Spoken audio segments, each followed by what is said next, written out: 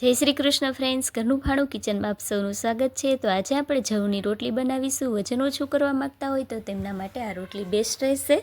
અહીંયા મેં જે બજારમાં તૈયાર જવનો લોટ મળે છે તે જ લીધેલો છે। તો ચાલો શરૂ કરીએ જવની રોટલી બનાવવાનું। અહીંયા મેં 1 કપ જવનો લોટ લીધેલો છે, તેટલી જ માત્રામાં અહીંયા 1 કપ મેં પાણી લીધેલું છે। પાણીને આપણે ગરમ કરી લઈશું। પાણી આ રીતે ઉકળી જાય ત્યારબાદ તેમાં મીઠું અને થોડું ઘી એડ કરીને જવનો લોટ એડ કરશું। લોટ ઉમેરીને જે રીતે આપણે ખીચું બનાવીએ તે જ રીતે લોટને પાણી સાથે બરોબર મિક્સ કરી લેવાનો છે। બાદ આપણે તેને ઢાંકીને 10 મિનિટ માટે રેસ્ટ આપીશું અને એક વાસણમાં 10 મિનિટ બાદ લોટ લઈ લઈશું। હાથને ઘીવાળો કરીને લોટને બરોબર મસળી લઈશું। જો લોટ વધારે કઠણ લાગતો હોય તો તમે તેમાં થોડું પાણી એડ કરીને ઢીલો કરી શકો છો।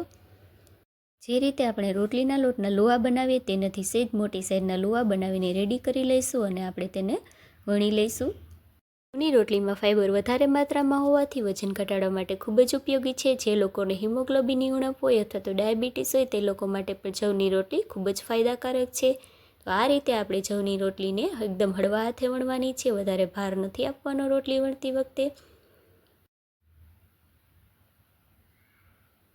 લોટી એકદમ ગરમ થઈ જાય ત્યારબાદ આપણે તેમાં રોટલી આ રીતે શેકવા નાખીશું ને આ સાઈડ આપણે થોડું પાણી લગાવીશું જેથી કરીને જવની રોટલી આપણી ફાટે નહીં।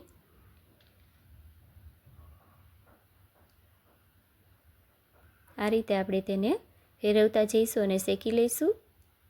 જો આ રીતે તમે જવની રોટલી બનાવશો તો તે કલાકો સુધી એકદમ સોફ્ટ રહેશે। બાળકો પણ તેને ઇઝીલી ખાઈ લેશે અને તે કલાકો સુધી બગડશે પણ નહીં।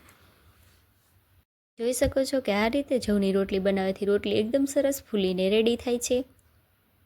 તો બનીને તૈયાર છે આપણી જવની રોટલી। હવે આપણે તેના પર ઘી લગાવીશું। જવની રોટલીમાં વધારે માત્રામાં ફાઇબર હોવાથી ઘી લગાવવાથી તે ડાયજેશનમાં પણ સારી રહે છે।